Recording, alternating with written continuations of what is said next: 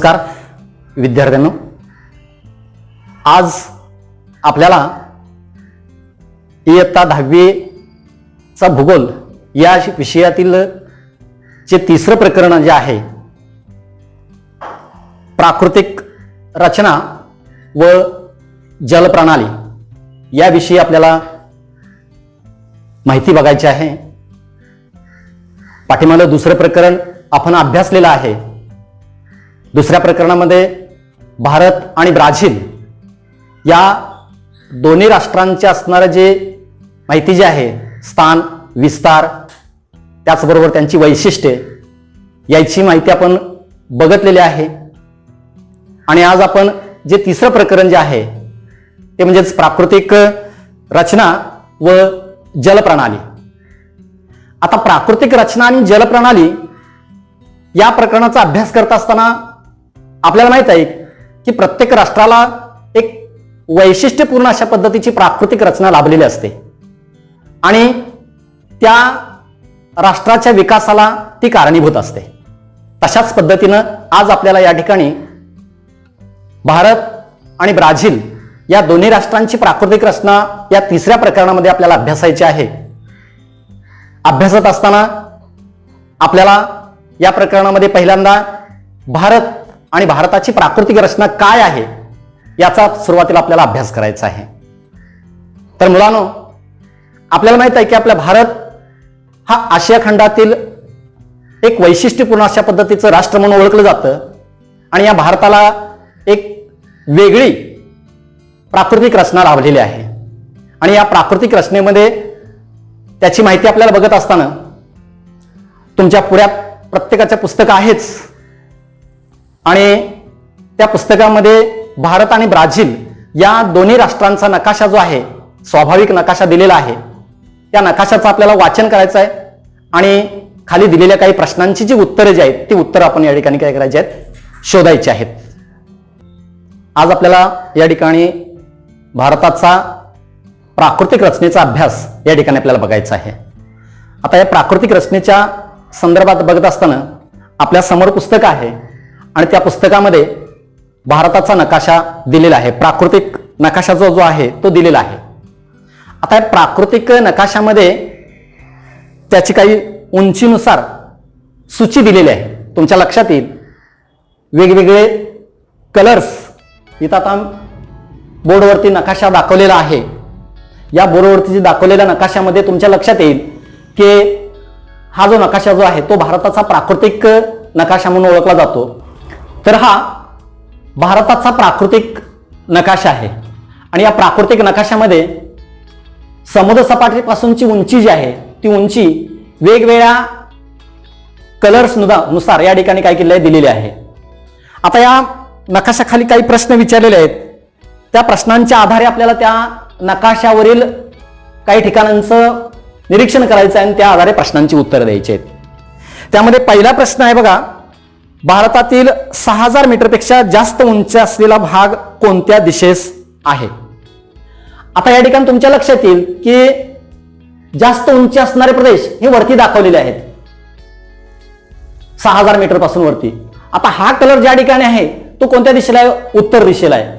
त्यामुळं या प्रश्नाचं उत्तर जे आहे ते उत्तर जर बघितलं तर उत्तर दिशेला आणि ईशान्य दिशेला या दोन्ही दिशेला या ठिकाणी जास्त उंचीचा प्रदेश असलेला आपल्याला या ठिकाणी पाहायला मिळतो।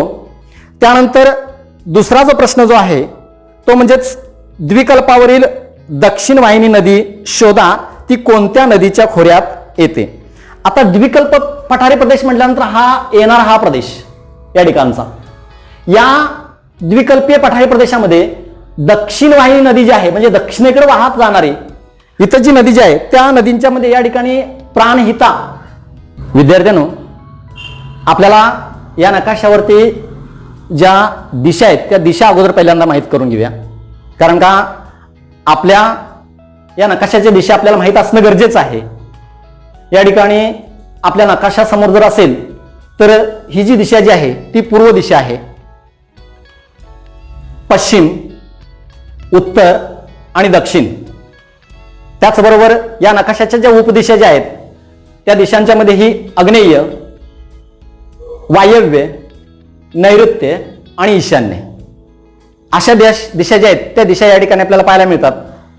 आता या ठिकाणी जो दुसरा प्रश्न जो आहे तो द्विकल्पावरील दक्षिणी वाहिनी नदी शोधा, ती कोणत्या नदीच्या खोऱ्यात येते. दक्षिणी वाहिनी म्हणजेच काय, तर उत्तरेकडून दक्षिणेकडे वाहत येणारी. आता या ठिकाणी उत्तरेकडून दक्षिणेकडे वाहत येणारी द्विकल्पीय पठारी प्रदेशातली नदी जर ओळखली तर या ठिकाणी प्राणहिताची नदी जी आहे, मी आता पट्टी ठेवली या ठिकाणीच, ती नदी या ठिकाणी दक्षिण वाहिनी नदी या द्विकल्पीय पठारी प्रदेशातली म्हणून ओळखली जाते. त्यानंतर पुढचा प्रश्न असा आहे, पूर्व घाटातील शिखराचे नाव सांगा. आता पूर्व घाट म्हटल्यानंतर हा पूर्व घाट आणि इकडे येणारा पश्चिम घाट. आता या ठिकाणी पूर्व घाटातले असणारे जे शिखर जे आहेत त्या शिखरांच्या मध्ये जर बघितलं तर महेंद्रगिरी आणि मलयगिरी ही या ठिकाणी जी शिखरं जी आहेत ती शिखरं या ठिकाणी आपल्याला पाहायला मिळतात, लक्षात ठेवायचं.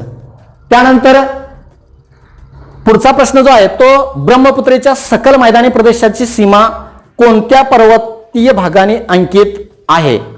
तर ब्रह्मपुत्रेच्या सकल मैदानी प्रदेशातली असणारी जी सीमा जी आहे ती पूर्व हिमालय पर्वतरांगाने या ठिकाणी अंकित असलेली आपल्याला पाहायला मिळते. त्यानंतर निलगिरी पर्वताचे सापेक्ष स्थान सांगा. आता निलगिरी पर्वत ज्या ठिकाणी पूर्व घाट आणि पश्चिम घाट हे ज्या ठिकाणी एकत्रित येतात इथं, त्या ठिकाणी हा निलगिरी पर्वत जो आहे तो निलगिरी पर्वत या ठिकाणी आपल्याला पाहायला मिळतो. त्याचबरोबर सह्याद्री पर्वताची उंची कोणत्या दिशेने वाढत जाते. तर सह्याद्री पर्वतीय प्रदेश हा पश्चिमेकडे येतो आणि या पर्वतीय प्रदेशाची उंची जी आहे ती दक्षिणेकडून उत्तरेकडे वाढत जात असलेली आपल्याला पाहायला मिळते. त्याचबरोबर विंध्य पर्वत कोणत्या नदी खोऱ्याचा जलविभाजक आहे. तर या ठिकाणी असणार हा जो विंध्य पर्वत जो आहे तो विंध्य पर्वत या ठिकाणी गंगा नदी त्याचबरोबर नर्मदा नदी या दोन नदींचा या ठिकाणी जलविभाजक म्हणून काय केलं जातं, ओळखलं जातं.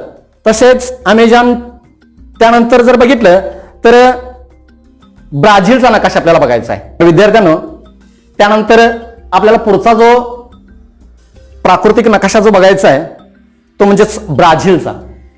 आता या ब्राझीलच्या प्राकृतिक नकाशामधील काही प्रश्न आपल्याला बघायचे आहेत आणि त्यांची उत्तर आपल्याला या ठिकाणी शोधायची आहेत. आता जो पहिला प्रश्न जो आहे तो म्हणजेच अमेझॉन नदी खोऱ्याच्या उंचीची कक्षा सांगा. आता हा ब्राझीलचा प्राकृतिक नकाशा आहे. उंचीनुसार या ठिकाणी हा प्राकृतिक नकाशा या ठिकाणी दाखवलेला आहे वेगवेगळ्या कलरनुसार. आणि त्यामध्ये पहिला जो प्रश्न जो आहे तो म्हणजेच अमेझॉन नदी खोऱ्याच्या उंचीची कक्षा सांगा. आता या अमेझॉन नदीचं खोरं जे आहे ते या ठिकाणी आपल्याला पाहायला मिळतं. मग इथली उंची त्याची किती आहे तर या कलरनुसार आपल्या लक्षात येईल की या प्रदेशाची उंची जी आहे ती साधारणतः 0 ते 200 मीटर या दरम्यान या ठिकाणी या प्रदेशाची उंची आपल्याला पाहायला मिळते. त्यानंतर पुढचा जो प्रश्न जो आहे तो अमेझॉनचे खोरे कोणत्या दोन उच्चभूमीच्या दरम्यान आहे. तर अमेझॉनचे खोरं गियाना उच्चभूमी आणि ब्राझील उच्चभूमी या दोन विभागांच्या मध्ये या ठिकाणी अशा पद्धतीचं विभागलं गेलेलं आपल्याला पाहायला मिळतं. त्याचबरोबर पुढचा प्रश्न जो आहे तो म्हणजेच 500 ते 1000 मीटर उंची असलेल्या प्रदेशाचं निरीक्षण करा आणि पिवळ्या रंगाने दाखवलेल्या या भूमीच्या विस्ताराचे दिशांच्या संदर्भात वर्णन करा. आता या ठिकाणी पिवळ्या रंगाने दाखवलेला जो विभाग जो आहे तो नैऋत्य आणि ईशान्य दिशेमध्ये त्याचा विस्तार जो आहे तो विस्तार या ठिकाणी अशा पद्धतीचा झाला गेलेला आपल्याला पाहायला मिळतो. त्याचबरोबर या ठिकाणी पुढचा जो प्रश्न जो आहे तो म्हणजेच अमेझॉन खोऱ्याशिवाय इतरत्र 200 मीटरपेक्षा कमी उंचीचे असलेले भूप्रदेश कुठे आहेत. तर पॅराग्वे नदी आणि पंपास प्रदेश जे आहेत ते या ठिकाणी आपल्याला पाहायला मिळतात. त्यानंतर पुढचा जो प्रश्न जो आहे तो म्हणजेच 200 ते 500 मीटर उंची असलेल्या व ज्यातून अमेझॉनच्या अनेक उपनद्या वाहत आहेत अशा पठारी भागाचे वर्णन तुमच्या शब्दात करा. आता या भागाचं या ठिकाणी वर्णन करत असताना आपल्या लक्षात येईल की अमेझॉन नदी खोरे व ब्राझील या दरम्यान हा पठारी प्रदेश जो आहे तो पठारी प्रदेश या ठिकाणी विस्तारला गेलेला आहे आणि त्या परिसरामध्ये अमेझॉन आणि तिच्या उपनद्या ज्या आहेत त्या उपनद्या त्या परिसरामध्ये या ठिकाणी वाहत असलेल्या आपल्याला पाहायला मिळतात. तर विद्यार्थ्यांनो, आताच आपण भारत आणि ब्राझील या दोन्ही प्राकृतिक नकाशांचं निरीक्षण करून त्याखालील विचारलेल्या प्रश्नांची उत्तरं जी आहेत त्या उत्तराची माहिती आपण बघितली या ठिकाणी. आता यानंतर आपल्याला भारत आणि भारताची प्राकृतिक रचना कोणकोणत्या विभागांच्या मध्ये विभागलेली आहे याची माहिती आपल्याला या ठिकाणी बघायची आहे. भारताची प्राकृतिक रचना प्रमुख 5 विभागांच्या मध्ये विभागलेली आहे. या 5 विभागांच्या मध्ये पहिला जो विभाग जो आहे तो म्हणजेच हिमालय. पहिला जो प्राकृतिक विभाग जो आहे तो म्हणजेच हिमालय. त्यानंतर दुसरा जो आहे तो म्हणजेच उत्तर भारतीय मैदानी प्रदेश. तिसरा द्वीपकल्प. चौथा किनारपट्टीचे प्रदेश. आणि पाचवा जो आहे तो म्हणजेच द्वीपसमूह. असे 5 विभाग आहेत आणि या 5 विभागांची माहिती या प्रकरणामध्ये आपल्याला बघायची आहे. आता हिमालय हा जो पर्वत जो आहे तो पर्वत अर्वाचीन वली पर्वत म्हणून ओळखला जातो. कारण का या हिमालयाची निर्मिती जी आहे ती अंगारा भूमी आणि गोंडवन भूमी या 2 भूमीतील असणाऱ्या गाळाच्या संचयनामुळे या ठिकाणी या हिमालयाची निर्मिती झाली गेलेली आहे हे आपल्याला माहित आहे. आणि हिमालय हा प्राचीन अशा पद्धतीचा असणारा अर्वाचीन वली पर्वत म्हणून ओळखलं जातं. आता या ठिकाणी या हिमालयाची निर्मिती जी आहे ती अंगारा भूमी आणि गोंडवन भूमी या प्रदेशातून गाळाच्या संचयनातून या हिमालयाची निर्मिती झाली गेलेली आहे. त्यामुळं हा अर्वाचीन वली पर्वत म्हणून या पर्वताला संबोधलं जातं.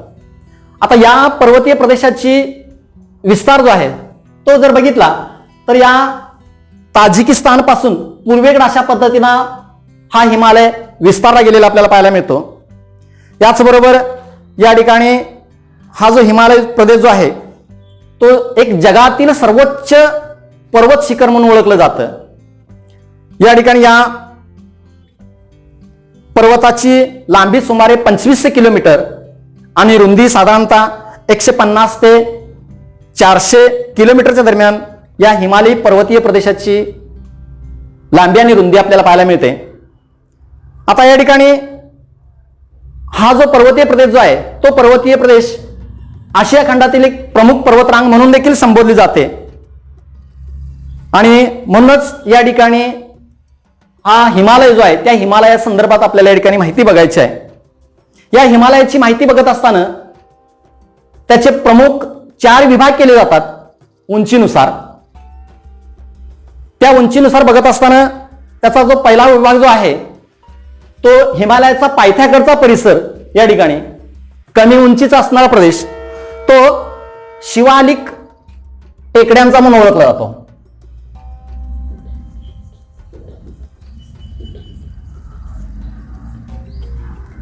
कारण का हा जो प्रदेश जो आहे तो हिमालयाच्या पायथ्याशी आहे आणि या प्रदेशाला शिवालिक टेकड्यांचा प्रदेश म्हणून काय केलं जातं ओळखलं जातं.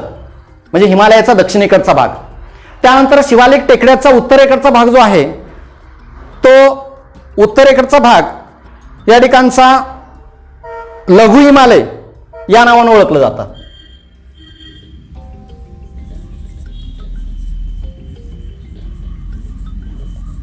आणि त्या लघु हिमालयानंतरचा त्याच्या उत्तरेकडचा जो येणारा जो विभाग जो आहे तो म्हणजेच बृहत हिमालय.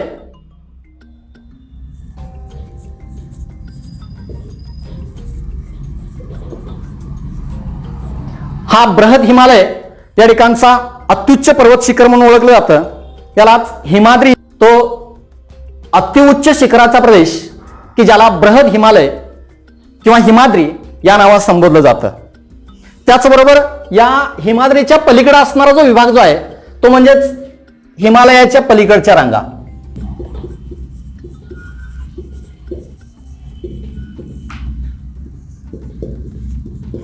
असे एकूण 4 विभाग या हिमालयाचे उत्तरेकडून दक्षिणेकडं अशा पद्धतीचे केले गेलेले आपल्याला पाहायला मिळतात. आता तशाच पद्धतीनं या हिमालयाचे पश्चिमेकडून पूर्वेकडं असे तीन विभाग जे आहेत ते 3 विभाग या ठिकाणी केले जातात. यामध्ये या हिमालयाचा असणारा पश्चिमेकडचा जो प्रदेश जो आहे तो प्रदेश या ठिकाणचा पश्चिम हिमालय या नावाने इथला ओळखला जातो. त्याला काश्मीर हिमालय या नावानं संबोधलं जातं. कारण का काश्मीर प्रदेशामध्ये हा पश्चिम हिमालय आपल्याला पाहायला मिळतो. नेपाळपर्यंतचा येणारा जो प्रदेश जो आहे तो प्रदेश या ठिकाणचा पश्चिम हिमालय म्हणून संबोधला जातो. आणि या पश्चिम हिमालयामध्येच आपल्या देशातील असणारे K2 काराकोरम रांगेतील सर्वात उंच शिखर जे आहे ते सर्वात उंच शिखर त्या ठिकाणी आपल्याला पाहायला मिळतं. त्यानंतर त्याच्या पुढचा जो विभाग जो आहे तो म्हणजेच मध्य हिमालय, की ज्याला कुमाऊ हिमालय या नावानं संबोधलं जातं. कारण का कुमाऊ परिसरामध्ये याचा विस्तार आहे, त्यामुळे कुमाऊ हिमालय या नावाने या ठिकाणी या प्रदेशाला ओळखलं जातं. आणि त्यानंतर त्याच्या पुढचा येणारा जो पूर्वेकडचा जो विभाग जो आहे तो विभाग पूर्व हिमालय, की ज्याला आसाम हिमालय या नावानं ओळखलं जातं. अशा पद्धतीनं या हिमालयाचे पश्चिमेकडून पूर्वेकडं असे 3 विभाग जे आहेत ते 3 विभाग या ठिकाणी केले गेलेले आपल्याला पाहायला मिळतात. अशा पद्धतीचा हा हिमालयाचा जो विभाग जो आहे तो विभाग अशा विभागांच्या मध्ये विभागला गेलेला आपल्याला पाहायला मिळतो. त्या गाळाच्या निक्षेपणापासून या मैदानी प्रदेशाची निर्मिती झाली गेलेली आपल्याला पाहायला मिळते. याचबरोबर हा जो प्रदेश जो आहे तो प्रदेश इकडं राजस्थानपासून इकडं आसामपर्यंत विस्तारला गेलेला आहे. सर्वात मोठा अशा पद्धतीचा असणारा हा गाळाचा मैदानी प्रदेश या नद्यांनी वाहून आणलेला त्रिभुज प्रदेश भारताचा दुसरा प्राकृतिक विभाग जो आहे तो म्हणजेच उत्तर भारतीय मैदान.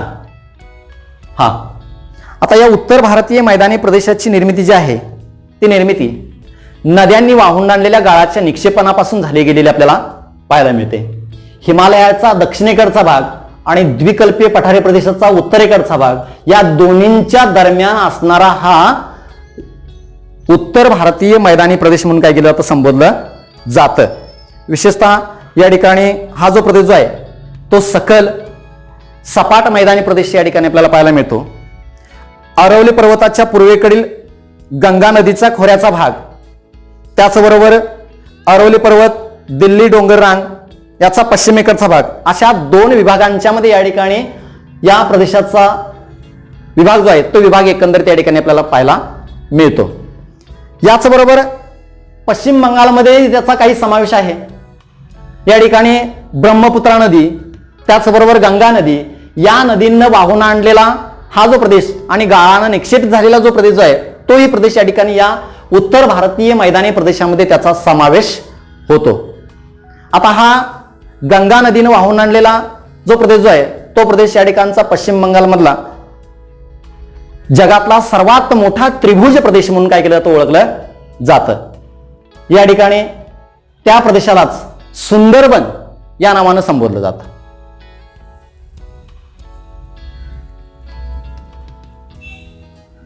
कारण या प्रदेशामध्ये सुंदरी नावाचे वृक्ष आहेत, त्यामुळे या प्रदेशाला सुंदरबन आणि जगातला एक सर्वात मोठा त्रिभुज प्रदेश म्हणून या प्रदेशाला काय केलं जातं, संबोधलं जातं. अशा पद्धतीनं त्याचबरोबर या मैदानी प्रदेशामध्ये गंगा नदी, सतलज नदी या नद्यांच्या असणाऱ्या काही उपनद्या या नद्यांनी वाहून आणलेल्या गाळाच्या निक्षेपणापासून या मैदानी प्रदेशाची निर्मिती झाली गेलेली आहे. त्यामुळे हा प्रदेश जर बघितलं तर शेती व्यवसायासाठी एक उत्कृष्ट अशा पद्धतीचा प्रदेश म्हणून काय केलं जातं, ओळखलं जातं. कारण का शेतीसाठी सुपीक मृदा या प्रदेशामध्ये आपल्याला पाहायला मिळते. त्यानंतर आपल्याला पुढचा जो विभाग बघायचा आहे तिसरा तो म्हणजेच द्वीपकल्प.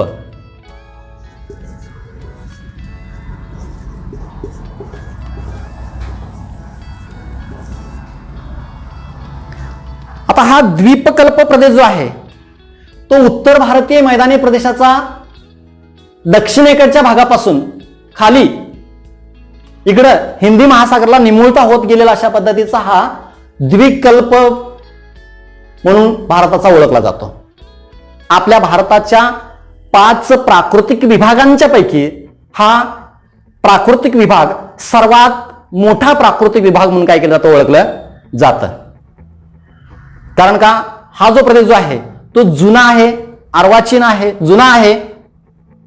याचबरोबर या ठिकाणी या प्रदेशाची निर्मिती न होता तो ढाल क्षेत्र म्हणून ओळखला जातो आपल्या भारतातला. आणि अशा पद्धतीचा हा प्रदेश जो आहे तो द्विकल्प म्हणून संबोधला जातो. आता या प्रदेशामध्ये अरवली पर्वत, त्याचबरोबर या ठिकाणी विंध्य पर्वतरांगा आहेत, सातपुडा पर्वतरांगा या ठिकाणी आहेत. अशा पर्वतरांगांनी व्यापलेला अशा पद्धतीचा हा जो प्रदेश जो आहे तो द्विकल्पीय पठारी प्रदेश म्हणून ओळखलं जातं.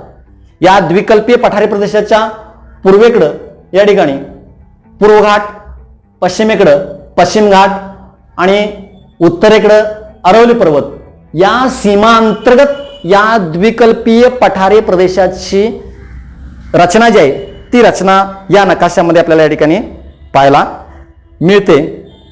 यानंतर या ठिकाणी पुढचा जो विभाग जो आहे तो म्हणजेच किनारपट्टीचा प्रदेश.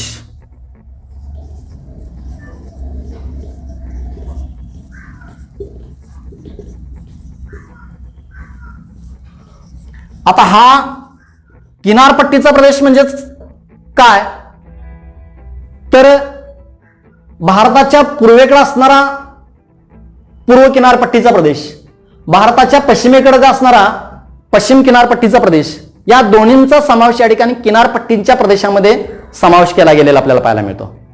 म्हणजेच पूर्व घाटापासून समुद्र किनाऱ्यापर्यंत येणारा प्रदेश, पश्चिम घाटापासून समुद्र किनाऱ्यापर्यंत येणारा प्रदेश, या दोन्ही विभागांचा समावेश या ठिकाणी या किनारपट्टीच्या प्रदेशामध्ये आपल्याला पाहायला मिळतो. आता या पूर्व किनारपट्टीच्या प्रदेशामध्ये जर बघितलं तर बंगालचा उपसागर हा पूर्वेकडे पाहायला मिळतो किनारपट्टीच्या बाजूला. त्यामुळं या पूर्व किनारपट्टीला वाहून आणलेल्या गाळाच्या निक्षेपणापासून या ठिकाणी त्रिभुज प्रदेशांची निर्मिती जी आहे त्या त्रिभुज प्रदेशांची निर्मिती या ठिकाणी झाली गेलेली आपल्याला पाहायला मिळते. याचबरोबर हा पूर्व किनारपट्टीचा प्रदेश जो आहे तो गाळाने संचयित झालेला, कारण का या पूर्व किनारपट्टीची लांबी पश्चिम किनारपट्टीच्या लांबीपेक्षा काय जास्त आहे. याचबरोबर मंद उतार आहे, त्यामुळे या परिसरामध्ये वाहत येणाऱ्या नद्या संत गतीने वाहत येतात. त्यामुळे गाळाचं संचयन जे आहे ते या नदीच्या आजूबाजूच्या परिसरामध्ये आपल्याला या ठिकाणी पाहायला मिळतं. त्यामुळं या परिसरामध्ये त्रिभुज प्रदेशांची निर्मिती जी आहे ती निर्मिती या ठिकाणी झाली गेलेली आपल्याला पाहायला मिळते. आणि या ठिकाणी नैसर्गिक बंदरांची निर्मिती जी आहे ती निर्मिती कमी प्रमाणात झालेली आपल्याला पाहायला मिळते. त्याचबरोबर पश्चिम किनारपट्टीचा प्रदेश या ठिकाणी जो आहे तो पूर्व किनारपट्टीच्या प्रदेशापेक्षा रुंदी कमी आहे, खाड्यांची निर्मिती आहे, तीव्र उतार आहे. त्यामुळे नद्या वेगवान गतीने वाहतात, हंगामी स्वरूपात नद्या वाहतात आणि त्यामुळे खाड्यांचा प्रदेश या ठिकाणी निर्माण झाला गेलेला आपल्याला पाहायला मिळतो. आणि त्याचबरोबर या ठिकाणी नैसर्गिक बंदरांची निर्मिती जी आहे ती बंदरांची निर्मिती या ठिकाणी मोठ्या प्रमाणात झाली गेलेली आपल्याला. त्यानंतर पुढचा जो विभाग जो आहे तो म्हणजेच द्वीप समूह.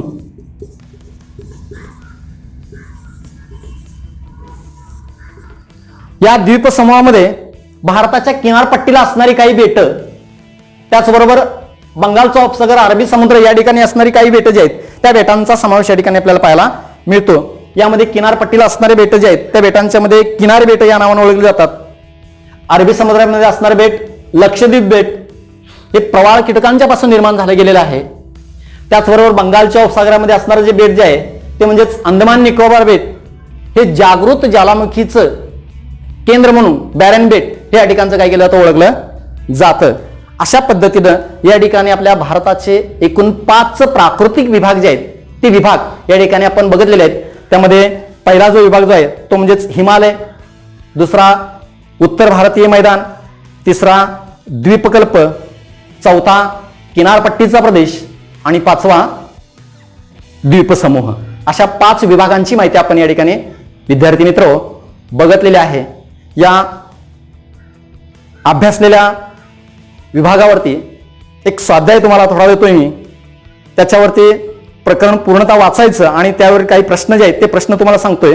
त्या प्रश्नांची उत्तरं तुम्ही तुमच्या वहीत लिहून काढायची आहेत. यामध्ये पहिला जो आहे तो म्हणजेच हिमालय पर्वतीय प्रदेशाची वैशिष्ट्ये स्पष्ट करा, असा पहिला प्रश्न आहे. त्यानंतर दुसरा जो प्रश्न जो आहे तो म्हणजेच पूर्व किनारपट्टी आणि पश्चिम किनारपट्टी प्रदेश फरक स्पष्ट करा. अशा 2 प्रश्नांची उत्तरं जी आहेत ती उत्तरं तुम्ही तुमच्या वहीमध्ये लिहून काढायची आहेत. धन्यवाद.